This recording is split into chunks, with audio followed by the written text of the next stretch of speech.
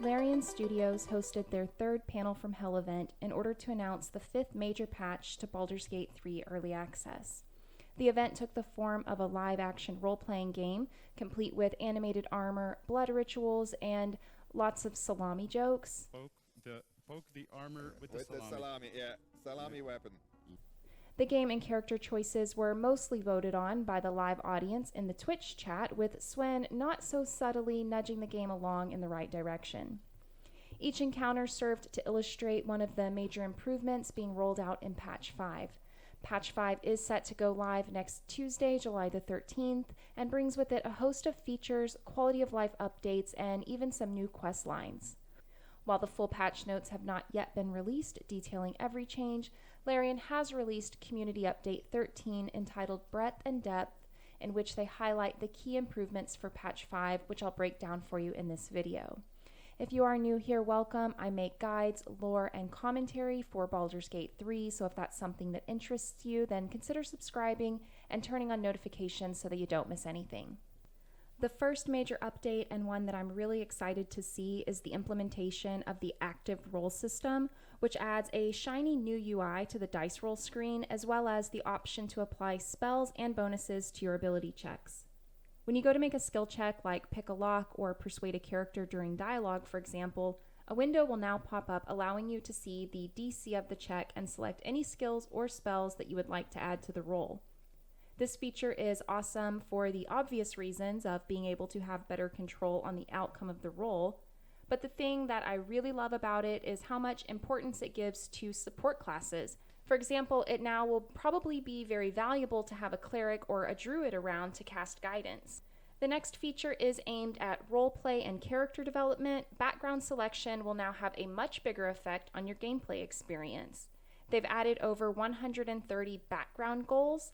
Background goals are mini quests that have been sprinkled throughout the game. They're tied to the backstory that you've chosen for your character, and upon completion will award inspiration points. Inspiration points allow you to re-roll a failed dice roll. You can have up to 4 inspiration points at a time, and then any excess points will be received as experience points instead. The current camp system is a bit broken, as it allows you to pretty much long rest as much as you want without any consequence. Larian did receive lots of player feedback on this point, and in response have implemented a new camping supplies system. This system requires you to use camp supplies, such as food, in order to receive the full benefits of your long rest. They'll be looking for feedback on the system, and just like everything else in early access, we could see changes and improvements as development continues. This update does not impact short rests. Those will stay the same as they are now. And on the topic of camping, another really cool addition is what they have termed mini camps. These are essentially new settings for the campsite. They've built one for each of the major landmarks in the game. For example, now if you're exploring in the Underdark and you need to take a long rest, instead of it happening in the wilderness setting camp, the camp will actually look like it's in the Underdark.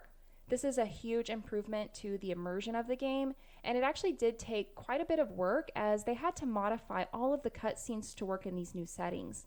I think it's just a great example of the attention to detail that we have come to love about Larian Studios. There are quite a few updates to combat that we'll lump together here. Starting from Patch 5, we will see significant improvements to the enemy AI. Fights should start to feel a bit more difficult and surprising, as NPCs will be smarter and more resourceful during combat. This includes not just enemies, but also allied NPCs as well. They've implemented updates to spellcasting animations, including unique themes for each class. This means that spells specific to a certain class will have an identifiable look to them. This is kind of a small thing, but I think it's pretty important, and I think it's going to add a lot to the experience of the game. I feel like Divinity Original Sin 2 did a really nice job of this, and it was something that I really did always love about that game. Another new feature aimed at those pacifist players is the incorporation of non-lethal combat. You'll now be able to toggle non-lethal combat to knock someone unconscious rather than killing them. Jump and disengage are now separate actions rather than combined into one. And something that I'm super excited for, because it was a thing that I mentioned wanting, is a hotkey for jumping. I always found it so annoying having to click the jump button each time, so for me, this is a very welcome quality of life improvement. Now, there wasn't too much detail on this next one, but they have implemented something called nested tooltips.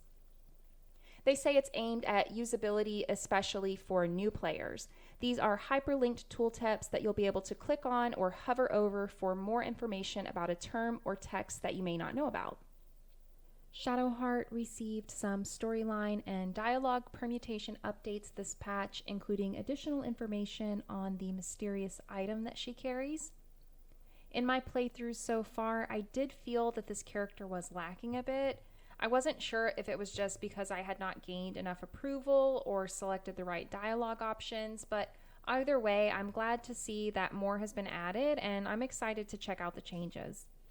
There were some more specific details on the updates revealed in the announcement, but I'm going to leave it just at that as to not spoil anything for anyone, and I'm sure you will all enjoy discovering the changes on your own.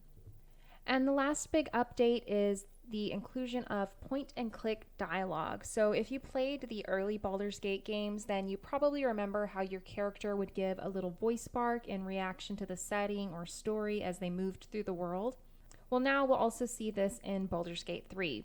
I won't lie, my first reaction when hearing this was not good because I personally remember finding it kind of annoying to hear my character repeating the same line all the time. But not to worry, Larian has said that they've put, quote, a lot of recording power into making this feature come alive. The dialogue will be character and context specific, so it should add a lot to the overall immersion and the gameplay experience. That said, if you do find you aren't a fan of this new feature, there will be an audio option to adjust how often you hear them. And that sums up the highlights from the panel from Hell and what we know so far about Patch 5. Drop me a comment with your thoughts on the changes, and as always, if you found this video useful, please give it a thumbs up and consider subscribing. I'll see you guys in the next one.